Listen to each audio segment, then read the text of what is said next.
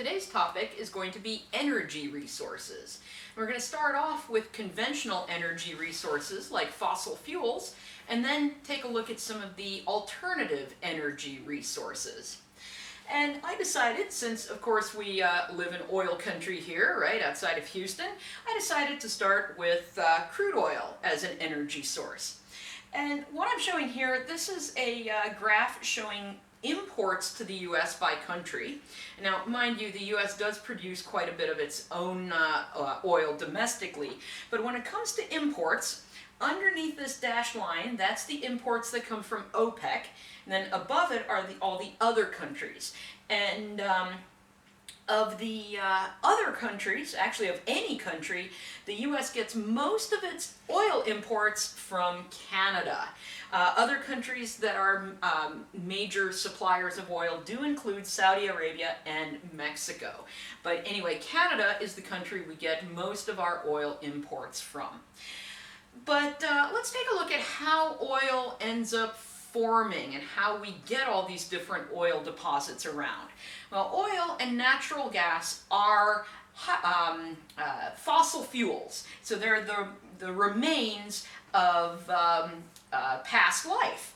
And in the case of oil and natural gas, it's the remains of marine microorganisms. And these things did not totally decay after they died. So basically we're talking about like the plankton, all those little plants and animals that like float around in the world's oceans. Eventually they die and they sink to the bottom of the sea, and if the conditions are right down there, they won't completely decompose and they could get turned into crude oil. Now that doesn't always happen. You need those perfect conditions for that to happen.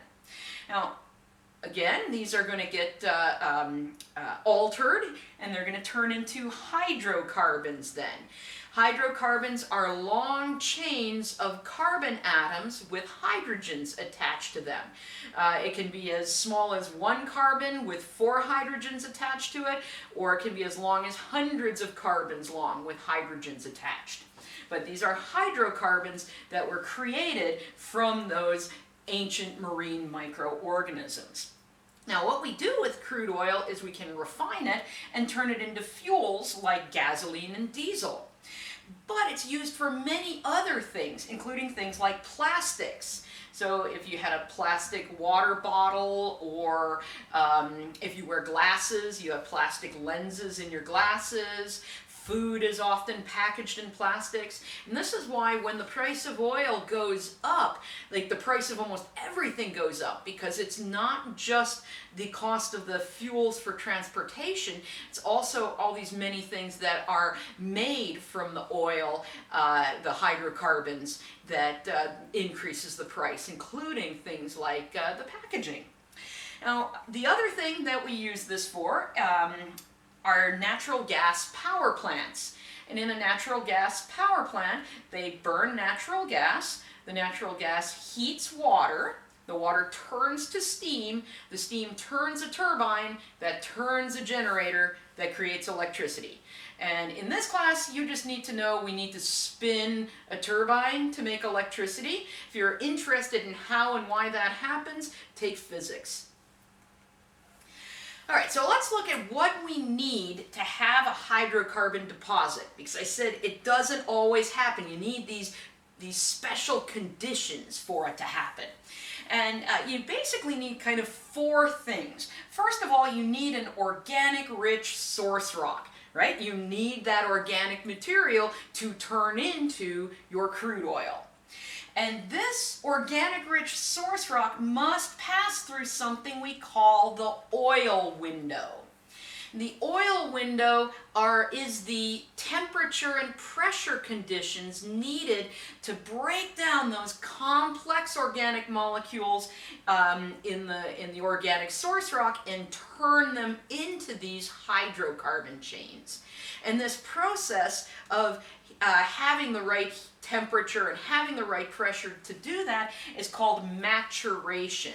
So if you ever hear someone talking about the maturation of the oil, well, they're talking about it being turned from the complex organics into the crude oil. And the perfect conditions we call the oil window. If it gets too hot, it's going to burn away the hydrocarbons. If it doesn't get hot enough, it's just going to stay as complex organic molecules and never get turned into oil. So we need an organic rich source rock. We need it to pass through the oil window. We also need a reservoir rock. And this reservoir rock is a place where the oil is going to sit and it's going to accumulate and get stored until we want it. And so your reservoir rock should have good porosity and good permeability because we want it to hold a lot of oil, right? That's the porosity, lots of open space. And we want to be able to drill into that rock and have the oil flow from the rock into our well. That's the permeability. But we need one more thing, and this is because oil is low density and it likes to rise upwards as far as it can go. And if it could, it would rise all the way to Earth's surface, but we don't want it to do that. We want to keep it underground, so we need a trap. We need something impermeable to hold that oil underground. You might be asking, well, why do we want it to stay underground? Wouldn't it be a lot more convenient if it just flowed to the surface and we could like catch it in buckets or something? Well, the problem is that when oil gets to Earth's surface, the smaller, shorter hydrocarbon chains tend to volatilize, which means they basically disappear off into the atmosphere. And all we're left with are longer hydrocarbon chains. So if it makes it to Earth's surface, we actually are losing some of the hydrocarbons, and we're in fact losing some of the really good part of the hydrocarbons. So we want it to stay underground until we are ready to use it. So if you do not have a trap, it'll come to the surface, it'll flow like this on the surface, and you're going to start losing some of those hydrocarbons to the atmosphere. So let's look at a couple of traps, or a few different types of traps. We're going to start with ones that are called structural traps. Now, structural traps are created by your rocks are originally horizontal because your oil deposits are found in sedimentary rocks, and sedimentary rocks originally form in the horizontal state. Well, the thing is, you can get geologic structures forming because of, the plates moving around and stuff like that. And when that happens, the rocks can get bent upwards or downwards, or they can get tilted in different ways. And that's a geologic structure. And a classic structural trap is an anticline or a dome. And it is arched upwards like this. And so what we're seeing in here, we have some organic rich source rock down here. There's our reservoir rock with good porosity and permeability. A classic reservoir rock is a nice sandstone with lots of open space in it. And then we have this thing that's called the seal rock. Well, that seals the oil underground, so that's an impermeable rock. And oftentimes that's something like shale. Shale is frequently impermeable. So this oil then, that's created as the source rock passes through the oil window, it's going to rise upwards as far as it can go, and it gets stuck underneath that impermeable rock, and there's our oil deposit. And what you will usually see in these, you'll see natural gas at the top because that's the lowest density. Then under that, you'll have your oil trapped in the rock. And then underneath that, you'll often, it's not shown on here, but you'll often have water. And it's usually kind of really nasty, salty, sulfurous water, not really nice, but that's usually underneath the hydrocarbons. And that's because it is denser than those hydrocarbons. And so that's our anticline. Now, the reason an anticline is a good trap, but a syncline is not, so if we bend the rocks like this, the problem is they'll just flow up and not get trapped. So we want this shape where the rocks, or where the oil can get trapped in those rocks. Now, another structural trap is a fault. So what we see in this fault, we've had movement, right? Right there is the fault. Here's our reservoir rock, and then on the other side of the fault, we have impermeable rocks. So again, the oil can rise up as high as it can go, and it will get trapped underneath and next to these impermeable rocks. And so we're going to see our natural gas at the top, our oil, and then kind of that nasty water underneath that. Now, the last of the structural traps I would like to go over is a salt dome. And I want to go over these because a lot of the oil that's found in this part of the world around Houston is actually found on salt domes. Salt, basically rock salt, the stuff that you put on your dinner, is a really unique rock type. First of all, it is very low density compared to other rocks. Secondly, when it is under pressure, it becomes ductile. That means it can flow. And so what happens when we have a layer of salt buried under a whole bunch of other rocks, those rocks are pushing down on the salt, and the salt starts flowing, and because it's low density, it's going to start flowing upwards.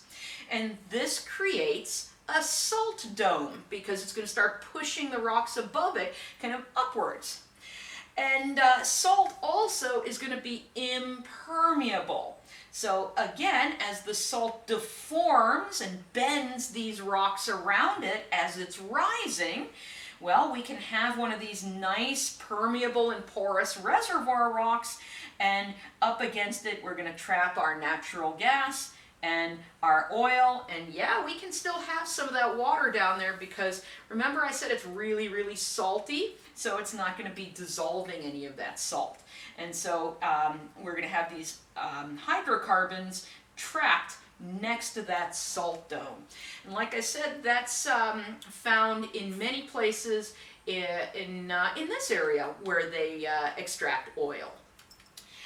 Now, there is another type of main group of traps for oil, and this is called stratigraphic traps.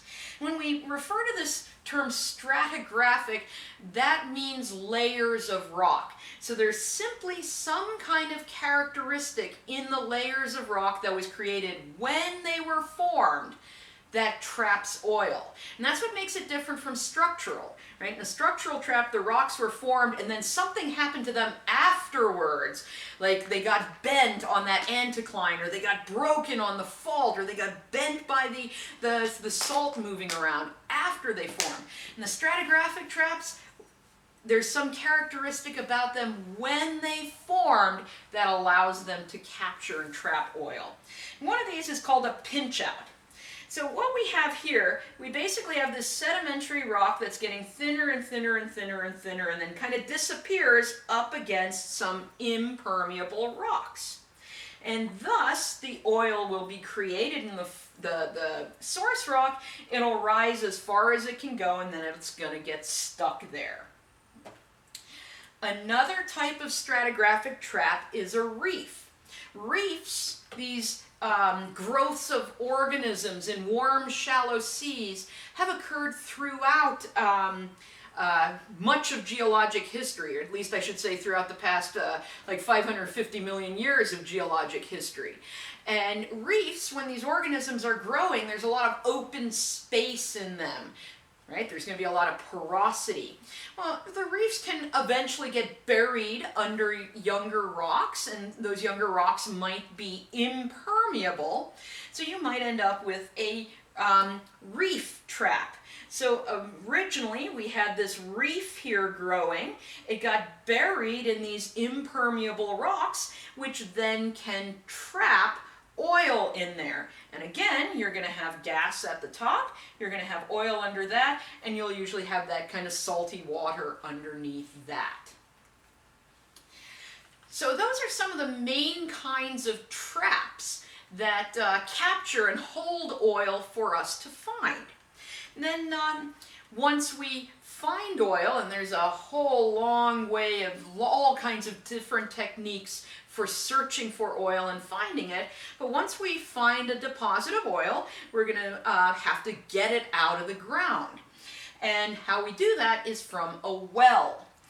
And the first thing you do, and that's what primary means, right? The first thing you do is simply going to drill a well and then pump the oil out. Pumping alone. So that's primary recovery, the first technique used. And that's what these things are, right? Those horsehead, these rocker pumps right there, every time it rocks upwards, it's pulling oil out of the ground. This is actually in Texas. This is the Damon Mound. This is one of those salt domes where oil is extracted. Now, unfortunately, after a while, you can pump an oil reservoir, and then it's not going to produce as much oil. And so you're going to need some help getting that oil out. And this is where we come to secondary recovery. And secondary recovery is basically where we have one well where we're extracting the oil, but then nearby we have an injection well. And what we do is inject water, push water into the oil reservoir, and as we push that water in, it basically flows through that rock and forces some more of the oil to leave the reservoir and get extracted. But eventually that sometimes doesn't work anymore. And so then we do tertiary recovery, or this is sometimes also called enhanced recovery. And in this case, they might fracture the rocks, basically increase the permeability so more oil can flow. And I think everyone's heard of fracking. That's what we're talking about. There might be carbon dioxide injection, because carbon dioxide, being a gas, can sometimes get into places that water doesn't and force out some extra oil. Sometimes they inject hot water or steam, because what this does is change the viscosity of the oil and make it flow better. And if it flows better, it flows easier into the well. And sometimes chemicals are used to accomplish the same thing. And so there are a number of different tactics that can be used once the easy ways of getting the oil are exhausted. Now, what are some of the environmental impacts of using hydrocarbons, using oil and natural gas? Well, you do have the drilling sites, and so you're going to have to build roads to get to places where you want to drill for oil. And then you're going to have to clear an area of land where you can set up the rig and all of the equipment that's necessary for that. So you do have that. There's also, of course, oil spills. And these can come right from when you're drilling. Think the Deepwater Horizon thing, but also when tankers are transporting this oil around, both on land and via super tankers out in the ocean, they can have spills. Pipelines can break, so you do have to think about those things. There's also the wastewater involved. I mentioned that there's always some of this water in these oil reservoirs, and when you're extracting the oil, you get some of that water as well. And this is not water you can just dump anywhere, because, as I said, it's very salty and often also kind of sulfurous. And if you just dump this water out, that's going to be a pollutant, and that's going to kill things. So you have to figure out how to dispose of that water. And then, of course, there's the emissions from burning hydrocarbons.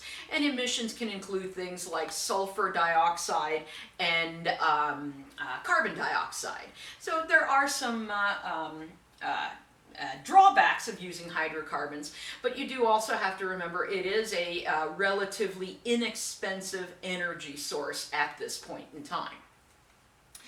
And using hydrocarbons is much more than just an energy resource. And you can, this is posted on D2L, so you can see this picture in better detail on there.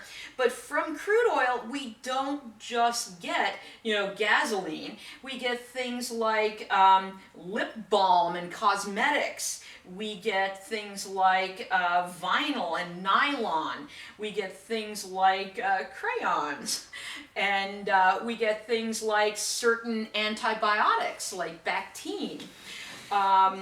We get, like I said, most of those plastics that you use, Tupperware, sunscreen, aspirin, there's all kinds of stuff. So don't think that it is simply an energy resource. Oil provides us with many other things that we use in our everyday lives.